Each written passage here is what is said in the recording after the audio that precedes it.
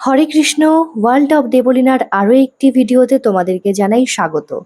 এই ভিডিওতে আমি আলোচনা করব একাদশী সম্পর্কে। একাদশী কি, আমরা কেন পালন করব এবং কিভাবে পালন করব, এই বিষয়ে এই তথ্য এই ভিডিওর মাধ্যমে তোমাদের সামনে তুলে ধরব। অবশ্যই আমার সাথে থেকো। ভক্তি হচ্ছে ভগবানকে জানা অথবা ভগবত প্রীতির একটি সহজ উপায়। আর শাস্ত্রে ৬৪ প্রকারের ভক্তি অঙ্গের কথা বলা হয়েছে। তার মধ্যে একাদশী ব্রত হচ্ছে সব থেকে উত্তম। আর এই একাদশী ব্রত ৮ থেকে ৮০ পর্যন্ত সকলেই করতে পারে। একাদশী ব্রত এমন একটি ব্রত যার মাধ্যমে আমরা পাপ থেকে সম্পূর্ণভাবে বিনষ্ট হতে পারি। দেখুন, আমরা চলতে ফিরতে জেনে অজানা অবস্থায় কিন্তু আমরা পাপ করে থাকি এবং এই পাপের ফল আমরা ভোগ করি এই জন্মে অথবা পরজন্মে, অথবা আমরা নরকগামী হই। এমনিতেই আমরা ৮৪ লক্ষবার জন্ম নিয়ে তারপরেই এই দুর্লভ মানব জীবন পেয়েছি। তার মধ্যেও যদি আমরা পাপ করি তাহলে কি হবে একবার ভাবুন তো। সেই জন্যই ভগবান আমাদের মতো এরকম অধম জীবদের জন্য একাদশী ব্রত, এই একটি ব্রত আমাদের জন্য রেখেছেন। এই বিষয়ে একটি কাহিনী আছে, চলুন কাহিনীটি শুরু করা যাক। এক সময় ভগবান শ্রীকৃষ্ণ জমালয়ে গেছিলেন এবং সেখানে যাওয়ার পরে খুব আর্তনাদ শুনতে পাচ্ছিলেন তিনি। তো যমকে তিনি বলেন যে এরকম আওয়াজ কোথা থেকে আসছে। তো এবার যম বলছেন যে ভগবান ওদিকে যাবেন না, ওদিকে গেলে আপনি সহ্য করতে পারবেন না, কারণ ওদিকে আছে নরক। আর এই নরকে মানুষদের অবস্থা দেখে আপনি নিজেকে সহ্য করতে পারবেন না, অনেক কষ্ট পাবেন। তো এই কথা শুনেও কিন্তু ভগবান সেই দিকেই গেছিলেন, অর্থাৎ নরক দর্শনে গেছিলেন। সেখানে গিয়ে ভগবানের তো সন্তান আমরা সবাই, আমরা যতই নরকে যাই বা যেখানেই যাই না কেন আমরা তো ভগবানের সন্তান। তো সেই সব মানুষদেরকে দেখে ভগবান খুব কষ্ট পেয়েছিলেন যে আমি তোমাদেরকে সৃষ্টি করেছি, আজকে তোমাদের এই রকম অবস্থা আমাকে দেখতে হচ্ছে। তো তারা খুব চিৎকার চেঁচামেচি করছিল, খুব আর্তনাদ করছিল যারা নরকে সেই সময় ছিলেন। তো যাই হোক, তাদের কাছে ভগবান তখন একাদশী রূপ ধারণ করে ভগবান সবাইকে একাদশী ব্রত পালন করতে বললেন এবং সবাই তখন একাদশী ব্রত পালন করে নরক থেকে একদম বৈকুণ্ঠে চলে গেলেন। তো আমরা সারা জীবন যতই পাপ করি না কেন এখনো আমাদের সময় আছে।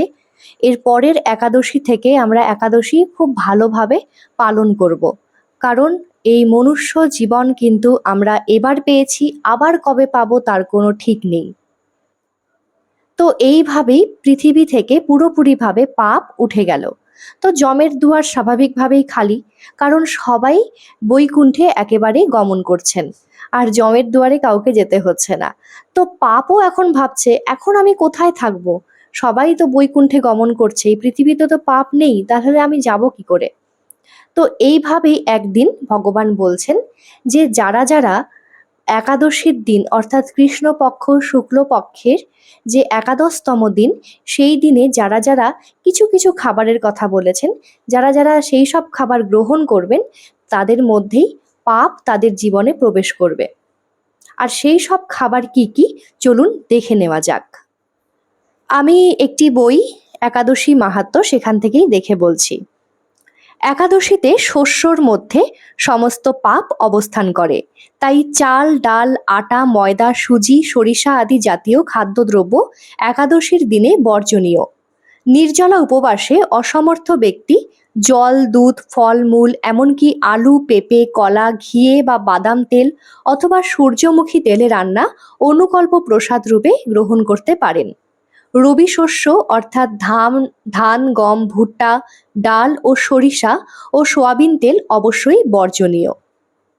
তাহলে আমরা জানতে পারলাম যে একাদশীর দিন আমরা কি কি খাবার খাবো আর কি কি খাবো না। আমরা কোনো রকম শস্য খাবার কিন্তু খাবো না, বা ডাল জাতীয় খাবারও কিন্তু খাবো না, সোয়াবিন তেলও কিন্তু খাওয়া যাবে না। আর শুধুমাত্র খাওয়া যাবে আলু পেঁপে কলা ঘিয়ে বা বাদাম তেল। এছাড়াও তোমরা বাদামের ঘুগনি করে কিন্তু খেতে পারো। এছাড়াও ফলের রস বা গোটা যে ফলগুলো আছে সেগুলোও কিন্তু তোমরা খেতে পারো। কিন্তু করলা, এদিকে বরবটি পটল, এসব কিন্তু তোমরা অ্যাভয়েড করবে, এসব কিন্তু খাওয়া যায় না একাদশীর দিন। এবার আসি একাদশী আমরা কোন দিন পালন করব। একটা থাকে দশমী বিদ্যা, একটা থাকে দ্বাদশী বিদ্যা। আমরা দ্বাদশী বিদ্যা যেটা মানে একাদশী দ্বাদশী সেদিন আমরা পালন করব। আর দশমী বিদ্যা একাদশী সেটা কিন্তু আমরা পালন করব না, কারণ সেটা পালন করলে কোনো রকম ফল কিন্তু হবে না। আর সেটা থাকে দূষিত একাদশী, সেদিন পালন করতে হয় না। যেটা দশমী একাদশী যেটা বলছি সেটা পালন করা যায় না। যেটা দ্বাদশী ঘেঁষা থাকে একাদশী দ্বাদশী সেটা, যেরকম কি ব্রহ্ম মুহূর্ত মানে সূর্য উদয়ের 1 ঘন্টা 36 মিনিট আগে যে তিথিটি পাচ্ছে, তাহলে কিন্তু দেখা গেল যে 1 ঘন্টা 36 মিনিট আগে দশমী তিথি পেয়েছে, তাহলে কিন্তু সেটা দশমী বিদ্যা একাদশী হয়ে যাবে। সেই জন্য আমরা পরের দিন পালন করব। এটা কিন্তু একটু ভেবেচিন্তে করতে হবে তোমাদেরকে, না হলে কিন্তু একাদশীর কোনো তোমরা ফল পাবে না। আর কোনোভাবে যদি একাদশী কোনো কারণে খারাপ হয়ে গেল বা নষ্ট হয়ে গেল, দেখা গেল একাদশীর দিন রক্তপাত হয়ে গেল, বা একাদশীর দিন তুমি ভুল করে কোনো কিছু গম খেয়ে নিয়েছো, কোনো কিছু মানে অজানা অবস্থাতেই, তাহলে কিন্তু তোমার একাদশী নষ্ট হয়ে যাবে। তাহলে কিন্তু তোমরা পরের দিন একাদশী করতে পারবে, পরের দিন তোমাদেরকে আবার একাদশী করতে হবে। হ্যাঁ, এটা হচ্ছে একাদশী করার নিয়ম, মানে আমরা কি কি খাবো কি কি খাবো না। অনেকে একাদশী নির্জলাভাবে পালন করে থাকে। তো আমরা তো অবশ্যই এখন পারছি না নির্জলা করতে, কিন্তু অনেকেই করেন।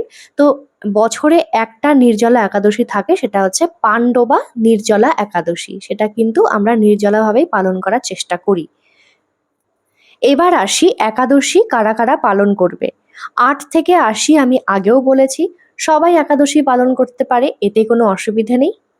আর যারা যারা ভাবছো যে আমি করব, শুরু করব, আমার তো বর এখনো শুরু করেনি, তাহলে কি করে করব? হ্যাঁ, তুমি কিন্তু শুরু করতেই পারো, তুমি কারো জন্য থেমে থাকবে না। তোমার হাজবেন্ড এখন করেনি, বা অনেকে বলে না যে জোড়ায় জোড়ায় একাদশী করতে হয়, মানে হাজবেন্ড যখন শুরু করবে তখন আমি একাদশী শুরু করব, এভাবে কোনো রকম কথা কিন্তু কোনো শাস্ত্রতেই বলা নেই। তাই জন্য তোমার একাদশী তুমি একাকাই শুরু করতে পারো, হাজবেন্ডের জন্য কিন্তু থেমে থাকবে না। অবশ্যই তুমি হাজবেন্ডকে বলবে যে তুমিও একাদশী করার চেষ্টা করো, তুমিও করো। আর একটু ভালো মন্দ একটু প্রসাদ রান্না করে দেবে, দেখবে তোমার হাজবেন্ডও কিন্তু তোমার সাথে একাদশী ব্রত রাখছে। অনেকের মনে অনেক রকম প্রশ্ন আসতে পারে যে যারা যারা আনম্যারিড, যাদের এখনো বিয়ে হয়নি, তারা কি একাদশী করতে পারে? হ্যাঁ, তারাও একাদশী করতে পারে, যারা আনম্যারিড তারাও একাদশী করতে পারে, কোনো অসুবিধে নেই।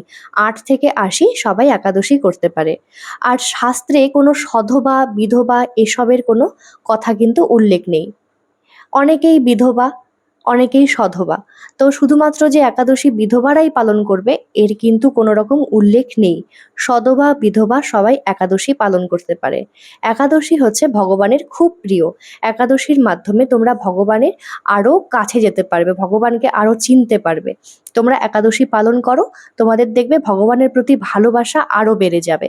আর একাদশীর দিন তোমরা সকালেই ঘুম থেকে উঠে তোমরা স্নান করে ভগবানের চরণে তুলসী পাতা অর্পণ করে, চন্দন দিয়ে তুলসী পাতা অর্পণ করে জপ করবে, সারাদিন জপ করবে।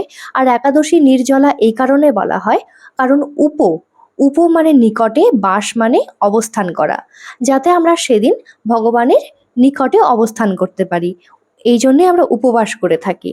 আর উপবাস মানে যে আমরা কোনো কিছুই রান্না করছি না, তাহলে আমাদের কাজ অনেকটা কমে যাচ্ছে। রান্না নেই তাহলে তো কাজ কমবেই। সেই জন্য কিন্তু আমরা সকাল থেকেই ভগবানের কাছে থাকবো, ভগবানের সেবা করব, আর অনেক অনেক বেশি করে জপ করব। তো এটাই হচ্ছে একাদশী করার নিয়ম। আর যারা যারা এসব জেনেও একাদশী পালন করে না, তারা জীবিত অবস্থাতেও মৃত হিসেবে গণ্য করা হয়। শাস্ত্রে এরকমই উল্লেখ আছে। এটা আমার কথা না বা অন্য কারোর কথা না, এটা পুরোপুরি শাস্ত্রের কথা, তোমরা দেখে নেবে। আর মেয়েদের পিরিয়ডসের সময়ও কিন্তু একাদশী পালন করা যায়। আর কোনো রকম অশৌচের সময়, যেমন কারো বাড়িতে কোনো কিছু দুর্ঘটনা হলে বা কোনো শিশু জন্ম নিলেও কিন্তু একাদশী পালন করা যায়। এখানে কোনো রকম বিরতি তোমরা দেবে না। আর একাদশী কিন্তু গোটা বছরে 24 খানা আছে, মানে প্রত্যেক মাসে মাসে দুটো, 12 মাসে 24টা একাদশী আছে। আর পুরুষোত্তম মাস, অর্থাৎ আমরা যাকে মল মাস হিসেবে দেখি, অধি মাস বলে তাকে, তার 3টে নাম: মল মাস, পুরুষোত্তম মাস আর অধি মাস, এই মাসেও আরও দুটো একাদশী থাকে, এই দিয়ে 26টা একাদশী। আর একাদশী কিন্তু পালন করবেই, অবশ্যই পালন করবে, কারণ একাদশী করলে ভগবানের অনেক অনেক কৃপা লাভ হয় আর আমরা পাপ থেকে সম্পূর্ণভাবে মুক্ত হয়ে থাকি। আর একাদশীর দিন যতটা না কম পাপ করার চেষ্টা করবে, যেমন কোনো রকম মশা বা পোকামাকড়ও কিন্তু তোমরা মারবে না, কারণ সেদিন খুব একটা স্পেশাল দিন। সেদিন যতটা কম পাপ করা যায়, খুব শান্ত থাকবে, কম কথা বলবে, শুধু ভগবানের কথা চিন্তা করবে। তো আশা করি এই ভিডিও থেকে তোমরা অনেক অনেক ইনফরমেশন পেয়েছো। আরও যেগুলো আমি স্কিপ করে গেছি, যেগুলো আমি বলতে ভুলে গেছি, সেই সব কথা তোমরা আমাকে কমেন্টে জানাতে পারো, আমি অ্যান্সার দিয়ে দেব। তো দেখা হচ্ছে অন্য কোনো ভিডিওতে, ততক্ষণের জন্য তোমরা ভালো থেকো আর অবশ্যই তোমরা একাদশী ব্রত পালন করবে। হরে কৃষ্ণ, টাটা। আর হ্যাঁ, আমার ভিডিও যদি তোমাদের ভালো লেগে থাকে তাহলে অবশ্যই আমার চ্যানেলকে সাবস্ক্রাইব করে দিও আর লাইক করবে, কমেন্ট করবে। টাটা।